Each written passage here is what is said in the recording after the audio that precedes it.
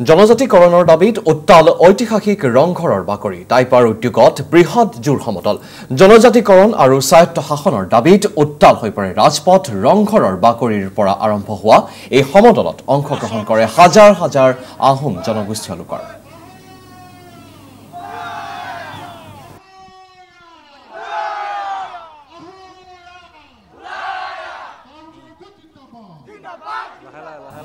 ইফালে চুটিয়া জনগোষ্ঠীক অনুসূচিত জনজাতিৰ মৰ্যাদা প্ৰদান কৰাৰ দাবীত বিশাল গণসমাৱেশ একেদিনাই শোণিতপুৰ বিশ্বনাথ গহপুৰ হদিয়া তিনিচুকীয়া শ্ৰীভূমি মৰিগাঁও নগাঁও আৰু ধেমাজিত প্ৰতিবাদী কাৰ্যসূচী গোলাঘাটৰ সমন্বয় ক্ষেত্ৰত হাজাৰ হাজাৰ লোকৰ প্ৰতিবাদী কাৰ্যসূচী সদৌ চুটিয়া জাতি সন্মিলন সদৌ চুটিয়া জনগোষ্ঠীৰ দল সংগঠনৰ সহযোগত এই প্ৰতিবাদ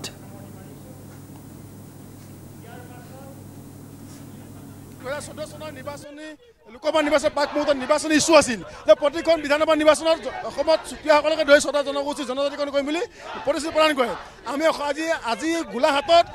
হাজাৰ হাজাৰ চুতীয়া ৰাইজে নিজৰ অধিকাৰ বিচাৰি ওলাই আহিছে আৰু আমি মুখ্যমন্ত্ৰী আৰু প্ৰধানমন্ত্ৰীকে প্ৰতিবাদ চলিব কৈছোঁ যে আমাক এইবাৰ জনজাতিকৰণ লাগিবই আমি যিকোনো জনজাতিকৰণ নিদিলে কিন্তু ২৬ চনৰ নিৰ্বাচন আমি যিকোনো পৰ্যায়ত যাবলৈ সাজু হ'ম যে আমাক আমাৰ অধিকাৰ লাগে বহুত ৰাজনীতি হ'ল জনজাতিকৰণ নামত এই ৰাজনীতি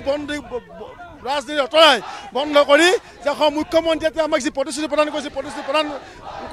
পালন কৰিব লাগে আৰু অসমীয়া সুৰক্ষিত ভৱিষ্যতৰ কথা অসমীয়াৰ মাটি সুৰক্ষাৰ কথা জড়িত আছে ৰাজনৈতিক অধিকাৰৰ কথা জড়িত আছে অসমৰ সংস্কৃতি জড়িত হৈ থকা এই বিষয় জড়িত হৈ আছে গতিকে অসমৰ ৬ জনগোষ্ঠীক জনজাতীয় প্ৰদান কৰি অসম এখন জনজাতীয় ৰাজ্য হিচাপে ঘোষণা কৰিব লাগিব আৰু অসমত ইনাৰ এণ্ড পাৰ্মিটৰ ব্যৱস্থা হ'ব লাগিব তেতিয়াহে অসমত বসবাস কৰা প্ৰত্যেকজন থলগিৰি ৰাইজ অনাদি অনন্তকাললৈ অসমৰ ভূমিত সুৰক্ষিত হৈ থাকিব গতিকে আমি অসম চৰকাৰক আহ্বান জনাম যে অসমৰ চুতীয়াকে প্ৰমুখ্য কৰি ৬ জনগোষ্ঠীক জনজাতীয় মৰ্যাদা প্ৰদান কৰি অসম এখন জনজাতীয় ৰাজ্য হিচাপে ঘোষণা কৰিব